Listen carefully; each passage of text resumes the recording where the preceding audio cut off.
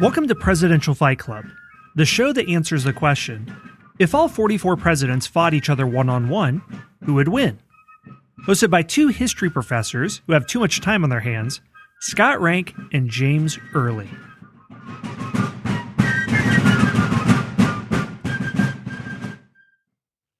Welcome to the semifinals of the Midwest Regional. Abraham Lincoln versus William Henry Harrison. James, tell us about Harrison and why you think he could take down Abe. Well, as we discussed earlier when we talked about his previous fight, William Henry Harrison was a military man for most of his adult life. He was always fighting. He was proficient in both hand-to-hand fighting as well as just regular gunfighting, I suppose you would say.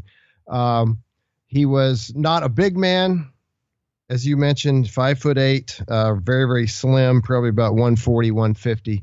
But he was scrappy and he had a killer instinct. He burned down Indian towns when he needed to. He was very effective as a commander in the War of 1812. He went in and won several battles, including the Battle of the Thames or Thames. I don't know how they pronounce it. I know it's Thames in England, but this is a river in Canada, modern day Canada.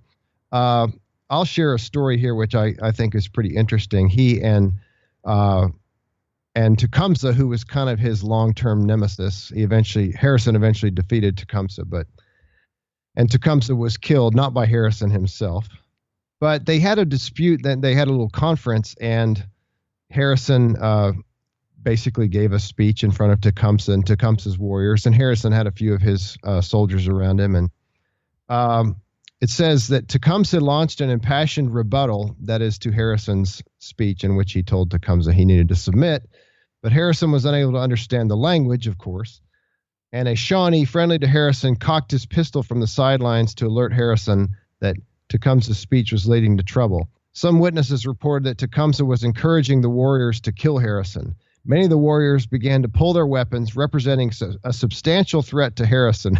Do you think? I like the way. A substantial threat, yes, indeed, to Harrison and the town, which had a population of only 1,000.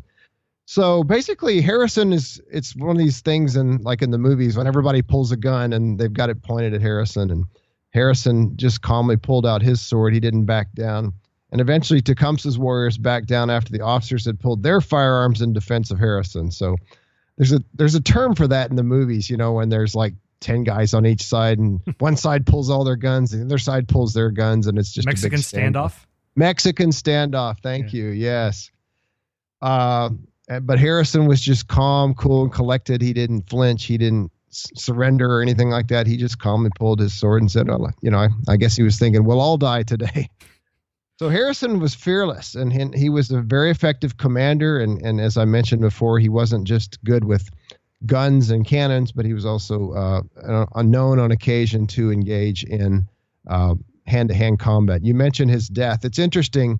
The story of how he probably died of pneumonia has actually come under a lot of question lately. There was a historian who lately has published a theory that he was actually probably he drank contaminated water.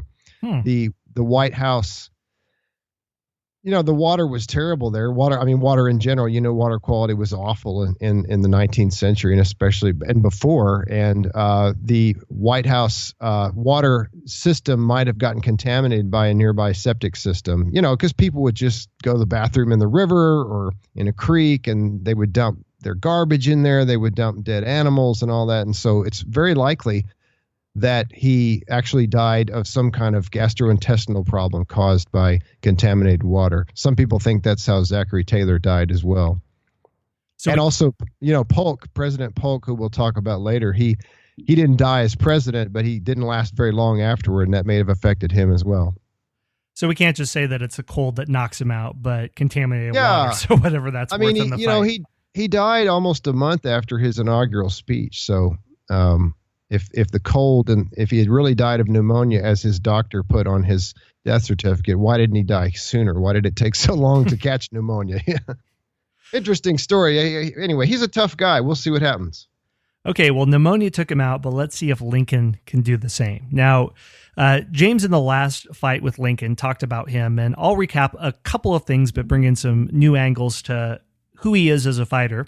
He's huge, of course. He's 6'4". He had a disease called Marfan syndrome, which causes people to be abnormally tall and also have long limbs. So that explains Lincoln's pterodactyl-like physique. Most people who have the symptom are quite weak. However, Lincoln had very powerful limbs thanks to all his wood cutting and getting into all the rough and tumble life of the frontier. And that's part of why he was a wrestling champion. And wrestling in the 19th century in the Midwest, we're not talking about WWE. We're not talking about freestyle wrestling or Greco-Roman that you would see in the Olympics. This was more like a locking of horns, where it's a test of strength to prove your dominance in front of a hooting and hollering audience, people coming out of the saloon. They've had their sarsaparilla, and it's more hand-to-hand combat than sport.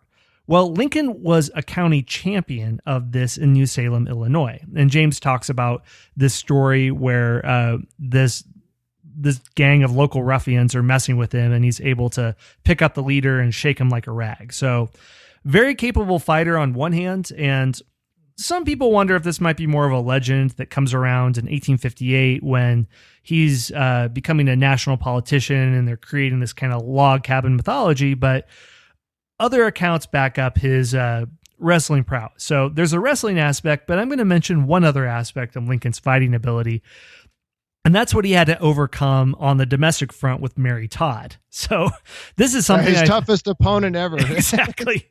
So this really toughens him up. There's a book called The Inner World of Abraham Lincoln, and that by Michael Burlingame, that gets into all the domestic disputes. And he says that the Lincolns had problems in their domestic life was no state secret, but I had no idea the depths of woe he had to endure. So, for example, Mary Todd did all sorts of things. One time she smacked him in the face with a piece of wood when he failed to build a fire. He came with a huge injury on his nose to work the next day. Other times she throws coffee in his face, hits him with a broomstick. So frequently Lincoln would just sleep at his law office so he wouldn't have to go home. And there's one story, I can't remember it very clearly, but I think Mary either slapped or screamed at a servant girl, and she went home, and the servant girl's father came to the household to talk with Abraham to settle the matter. And he said, "She has suffered this indignity one time. I have to suffer it over a lifetime. Can't you let the matter be at rest?" And when he looked at his downcast face and just how miserable he was, he didn't make anything of it. So having to deal with that for decades over time is going to toughen up any man. So I think Mary Todd is what turns Lincoln into the tough fighter that he is. Yes, indeed. All right. Well, what do the polls say? Who is victorious in Lincoln versus Harrison? Well, once again, Lincoln's reputation has preceded him, and just those long, strong arms and those long legs. Poor old 5'8" William Henry Harrison just can't handle Lincoln. So Lincoln wins overwhelmingly. All right. Well, that is our first victor in the semifinals. We're going to be seeing Lincoln in the finals, and seeing who he goes up against. We'll find out in our next fight, which is Ford versus Garfield. Thanks for listening to Presidential Fight Club. If you'd like to download your own printable bracket sheets for each regional tournament so you can guess how the tournament will go, check out presidentialfightclub.com. We'd appreciate it if you could rate and review us on Apple Podcasts as well. Thanks for listening, and may you fight with the stamina of Teddy Roosevelt, the courage of George Washington, and the reach of Abraham Lincoln.